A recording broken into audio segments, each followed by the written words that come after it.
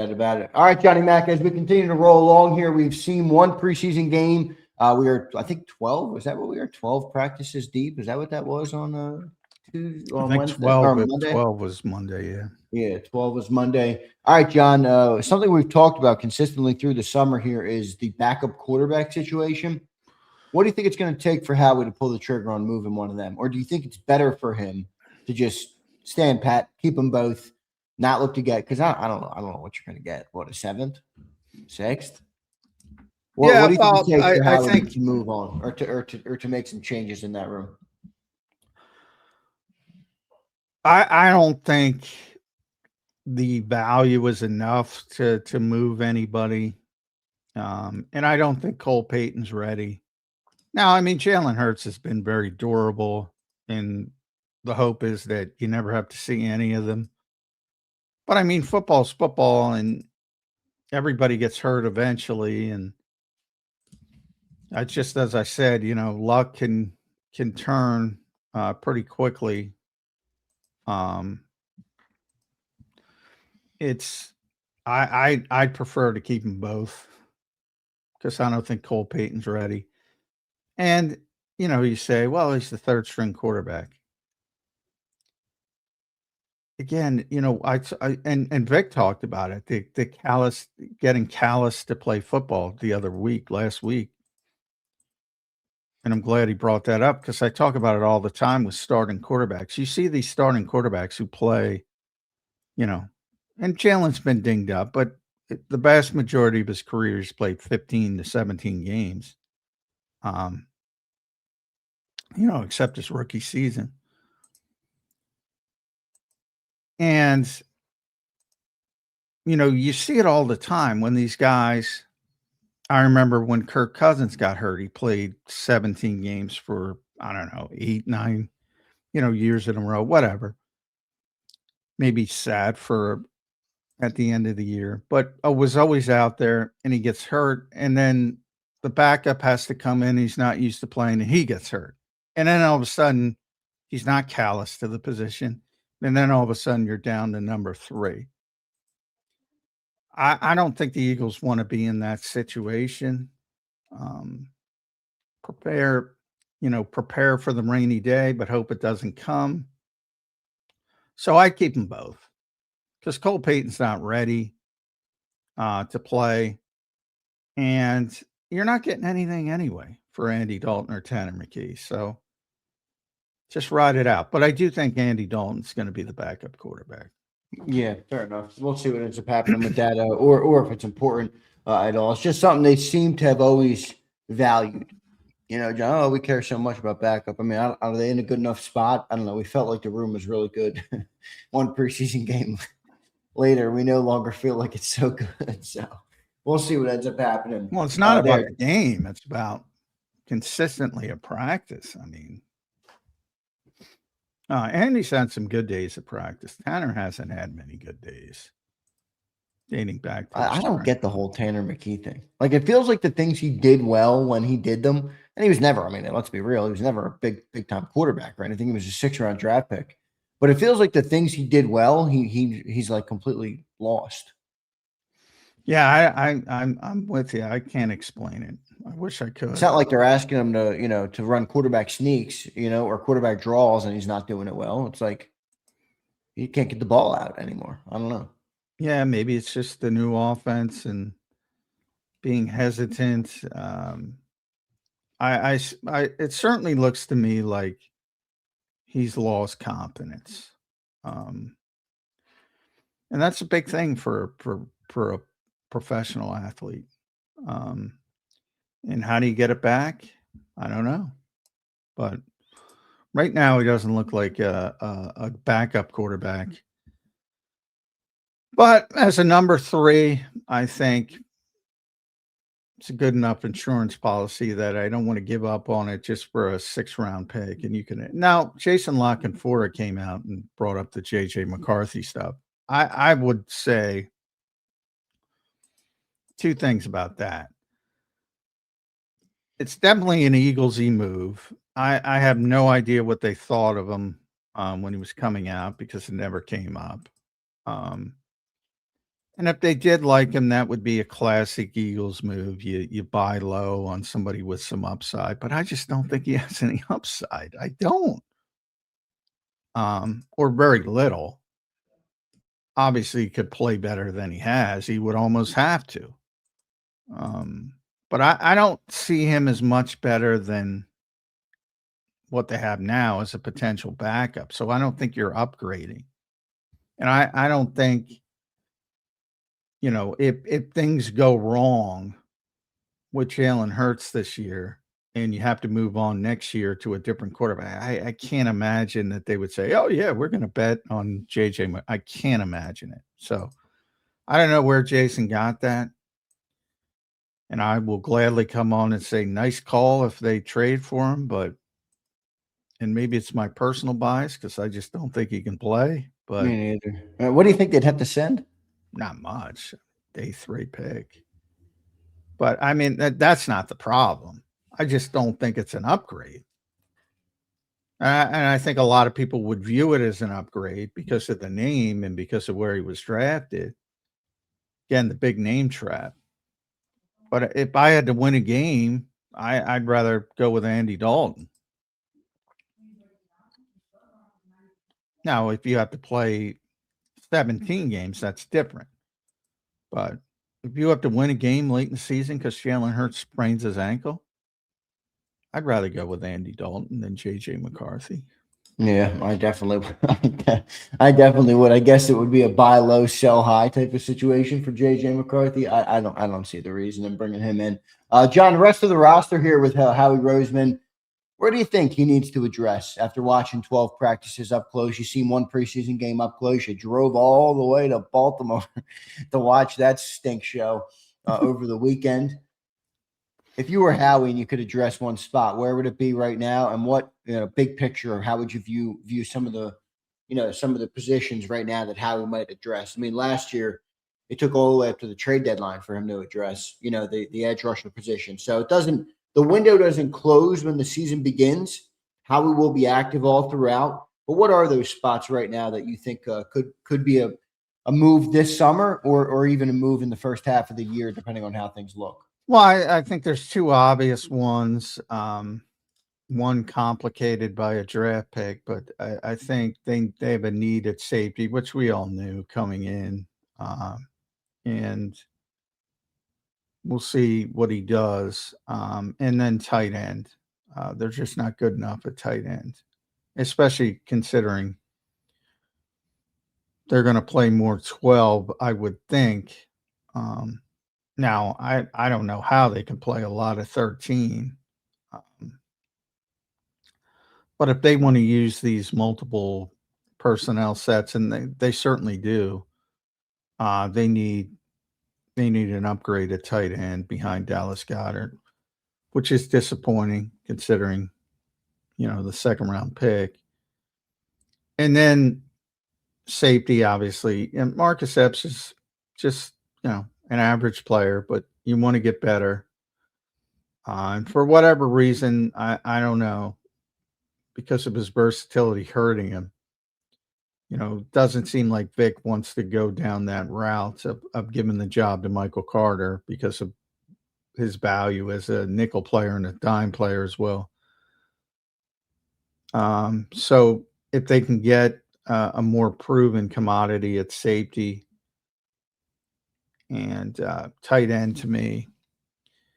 And then, if Mekhi Lemon gets hurt again, or then you have to start talking about wide receiver as well. Because, I've never understood that mentality, and I use the baseball rotation of, okay, you got a bunch of number 4s. That's not what you want. It's not what you want. So, I mean, I don't care if the depth is better. Yeah, Hollywood Brown's a little bit better than who was the 4th receiver last year? Darius Cooper, I guess. Yeah, was it Cooper? Yeah. And Darius would be a little bit better, being the 5 than what you had last year. Okay, Can they help you win if the top three are not either able to play or performing? In the case of McKee Lemon, we don't know with him, and we still don't know about Wicks, although Wicks has had a good camp. A little bit concerned with that position, I would say, more than most people, other than DeVonta Smith.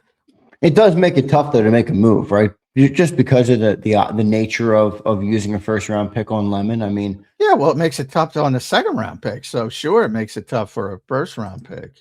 And if McKee comes on, then it's okay. You're fine. It's probably not great, but you'll be fine. But what type of receiver would you make a move for, style wise? Well, it's not the style to me as much as the production. Like I need somebody who's a proven producer. But if you're, because I don't think you're taking Wicks out of the equation, and he's more of an X. So, whether it's a slot or a Z, more that type, even though there's some redundant. And remember, DeVonta can do all this as well. So you can do whatever you want, essentially, because DeVonta can play any position, including the slot. So that gives you a little bit of a luxury to just go get somebody who's more of a proven commodity. But I don't know if that player's out there. And to your point, it's difficult to do it because what basically that would happen if he's hurt, over say he's going to be out for half the season or something like that. Then you could sort of make that move. Tight end. Boy, there's a famous local person who told me about the Phillies, not Jeff Kerr, but that they're poorly constructed. And I don't pay enough attention to baseball that isn't the Yankees that tell you if that's true or not. But very baseball savvy guy told me that they're poorly constructed. That tight end room is poorly constructed. Yeah, I agree, 100%. I keep going back to his comment to me, and I'm like, that's what I think about this tight end room. It is. You got 7 guys, and it's so poorly constructed. Very un-Howie-like. So that's a concern for me. Un-Howie-like is right. That to me makes me think he would do something. Now I don't know how you fix the construction of it. Like similar question I just asked on receiver. What style of tight end are you bringing in? Munt is your blocker. Do you need a better pass catcher? What would you be looking for there at tight end? Eli Raritan or Max Clare. Can you redo the draft? Yeah, right. Guys who, in the case of Clare, he's probably a better receiver, but he can also block. In the case of Raritan, he's probably a better blocker, but he can also receive to a acceptable degree. And Johnny, he's a really good blocker, and he's not a threat at receiver at all. Stowers, really good receiver in theory. We haven't seen it. Not a blocker at all. They're too one-dimensional, and that obviously makes it easier for the defense to pick up tendencies pretty quickly. So you're making it difficult on Sean Mannion because he's got to cobble together how he's going to use these guys. And other than Dallas Goedert, it's pretty obvious. It's pretty obvious what he's going to use them for, which is never the position you want to be in. If you look at all those Rams tight ends, they all do both. At least to an acceptable level. Right. Boy, it didn't make sense before they drafted Stowers, and you explained it on the show. I'm not saying the player's not going to be good one day. I mean, maybe he will be good one day, but just from a fit standpoint, it is an interesting pick at why they went that route. Now, can't go backwards. I mean, can't obviously they drafted who they drafted, but I do Well, wonder how they drafted with the future in mind. That's clearly a future pick. Which then the argument is, can you? I mean, what are they? I mean, well, I mean, if he gets a year in, their thought is, I guess they're just projecting he can become a much better all around tight end. Yes, a year in the weight room, year in the strength program. Yeah, he's a smart guy. I think he can. He's got the body for it. Dad weight, dad power. Obviously, he's a great athlete. Smart. There's no reason he can't. But it's going to take a while. And right now, he's like, he wasn't equipped to block at Vanderbilt. Like, now he's going to block at the NFL level? I don't know. And you saw the first play against Baltimore. Does a short-term, patchwork job make any sense? I mean, people throw the name Zach Ertz out there just because he's been here, but anybody like that out there that could make some sense for this team? Because I don't think they're making a long-term move because, they're betting on Stowers. So any move they make to me wouldn't be like a guy, for example, that maybe has a contract coming up and the team he's with doesn't want to pay him, because I don't see the Eagles looking to pay somebody. That's what. Well, I think even though we've said it for a couple of years, I mean, one of these years Dallas isn't going to be here. So you need multiple tight ends. So I don't think that it stops them from going away from a younger player. And that's what you would want. Somebody, I always point to CJ, somebody for whatever reason where he is hasn't worked out. They're not going to extend him. Final year of his contract. Can do both. Maybe a little bit under the radar. I don't know if that player exists, but that would be the home run. No, I again, Zach Ertz, franchise legend. A, you want more of a blocker. B, you want a supporting guy. You don't. To me, that would be if Dallas got hurt, then you make that phone call. But not in. He wouldn't be the guy I'd be looking at. I might just throw EJ Jenkins out there and say, all right, sink or swim. I wonder if Dallas Goedert's career might be oddly extended here in Philly because of a pick like Stowers. Well, he clearly doesn't want to leave. Clearly, already taking pay cuts. Yeah, 2 years in a row. You don't see that very often.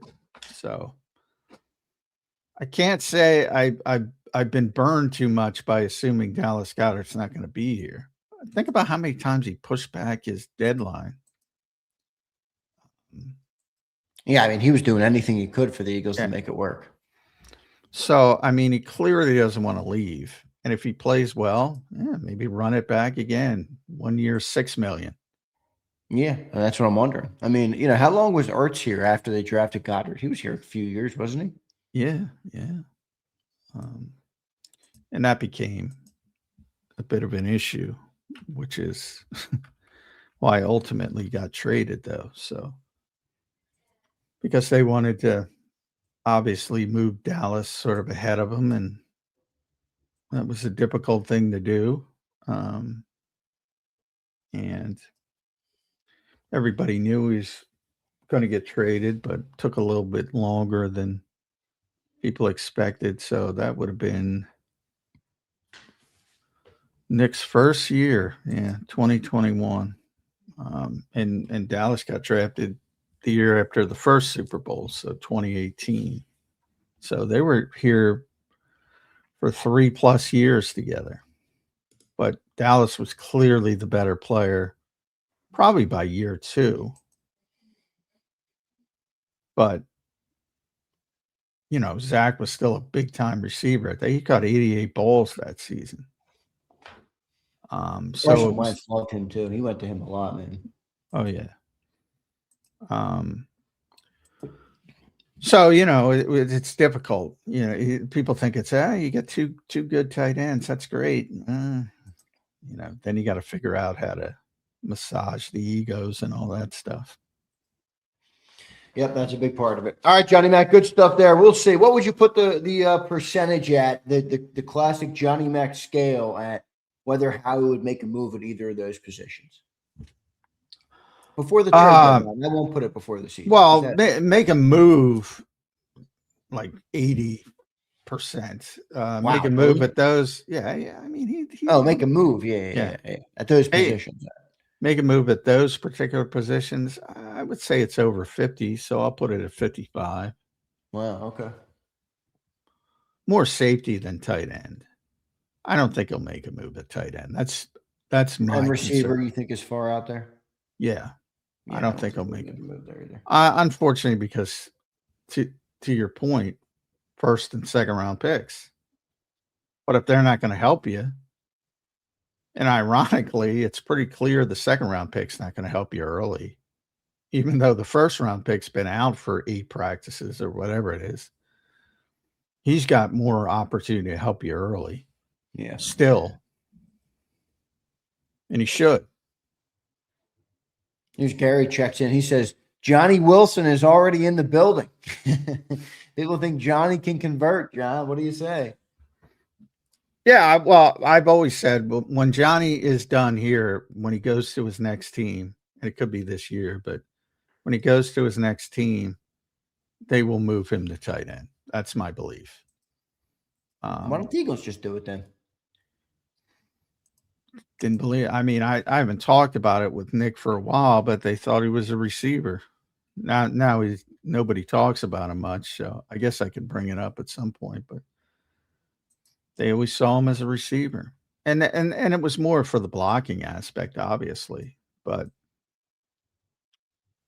I mean, he's already 6'6", 230-ish. Gained 10 more pounds. He's already a good blocker from his time at wide receiver. Now that's a lot different. You got to chip defensive ends and occasionally get them, but I think he's capable of it. I would have moved him to tight end, but they think he's a receiver. Well, we'll see if that shakes out for